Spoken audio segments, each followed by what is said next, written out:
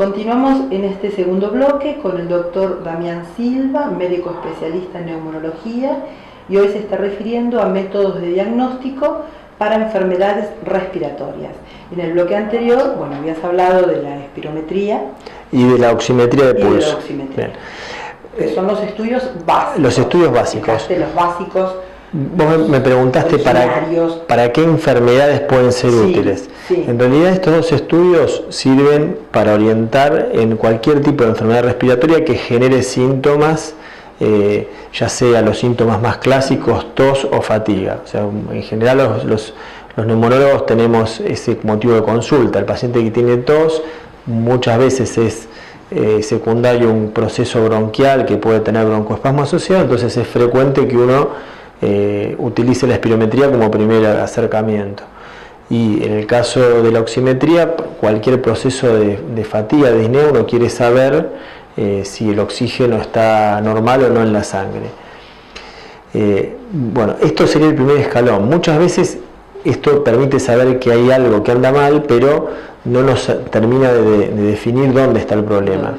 Como te dije antes, la espirometría mide el aire que entra y que sale. Cuando la capacidad respiratoria está disminuida, es imposible saber si es que el pulmón que está chico en volumen, que tiene poco aire, o que por un problema de obstrucción se queda con aire. Es decir, la capacidad, lo que sale, está bajo porque quedó adentro. Y el aire que queda adentro se llama volumen residual, no se puede medir con espirometría. Entonces, para eso es que se desarrollaron estudios para medir volúmenes pulmonares, ¿sí? Entonces, cuando hay un problema en el que la capacidad de aire está disminuida, uno debería preocuparse por definir si es por atrapamiento o por verdadera disminución de volumen.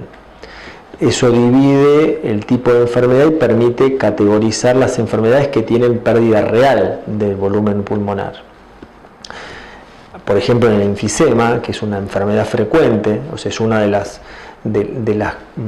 subtipos de POC, ¿no? El enfisema, con frecuencia hay caída de la capacidad respiratoria, y uno no puede saber si esa caída de la capacidad es porque hay mucha obstrucción y hay atrapamiento por consiguiente, o hay una disminución de volumen pulmonar asociada. Con este tipo de estudios se puede medir este volumen residual que en el enfisema está aumentado.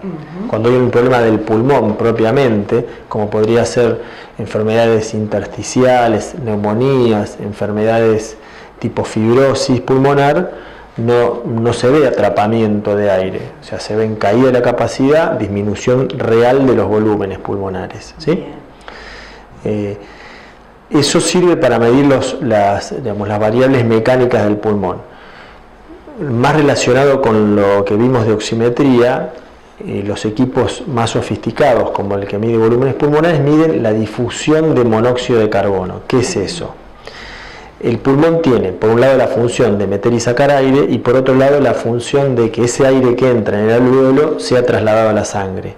Cuando hay una alteración en la membrana de intercambio gaseoso, disminuye el oxígeno, aunque quizás la entrada y salida de aire es normal. Entonces, la manera de estudiar ese problema es con este test, que es de difusión de monóxido. ¿Por qué difusión de monóxido? Porque el monóxido de carbono es un gas que se difunde muy rápidamente, porque es la hemoglobina tiene mucha avidez, entonces todo el que entra llega a la sangre y se va. Con este estudio lo que nosotros hacemos el paralelo de lo que pasa con el oxígeno. Si vemos que el monóxido no difunde correctamente, sabremos que la membrana está también alterada para su función primaria, que es la de absorber oxígeno. Entonces, con estos dos test, el de volúmenes pulmonares y el de difusión de monóxido de carbono, además se pueden sacar otras mediciones que permiten tener un conocimiento acabado de la fisiología respiratoria. Eso sirve para discriminar enfermedades y sobre todo para hacer diagnósticos tempranos de enfermedades que en ese momento la espirometría todavía no fue categórica. O sobre todo cuando hay dudas sobre cuál es el mecanismo que está explicando los síntomas. Por ahí suele pasar que un paciente tiene una espirometría que no está tan mal y tiene mucha fatiga. Bueno, esto debe obligar a mirar a ver si no se trata de un problema del pulmón, no solamente de las vías respiratorias. Claro. Así Claro, que bueno. cuanto más clarito tengamos y afinado el diagnóstico, podemos mejorarle la calidad de vida del paciente, ayudarlo de una manera mejor. Tomar mejores decisiones Claro. terapéuticas, o no sobremedicar porque el problema no está ahí, o no, digamos, quitarle la oportunidad de un tratamiento por no haber podido hacer un diagnóstico preciso. Bien. Todos estos estudios se hacen en el CENT, ¿no es cierto? En el centro. Hace poquito pudimos adquirir un equipo que mide ese tipo de funciones. Bien, bien. Sí. ¿Y las obras sociales también acompañan? En ocasiones estamos en proceso de... Sí, estamos digamos, es algo bastante nuevo. No hay muchos antecedentes en la zona porque no hay equipos de estas características ni en Azul, ni en La Barriga, ni en un área de influencia. Para hacer un estudio de estos hay que irse a Buenos Aires o a Mar del Plata. Bueno, qué bueno que lo tenemos en Tandil. Sí, para mí siempre fue una fantasía y hoy es se concretó. Qué bueno, qué bueno. Bueno, vamos a ir a una pausa, ¿te parece bien? Y después vamos al próximo bloque. Dale. Continuamos en un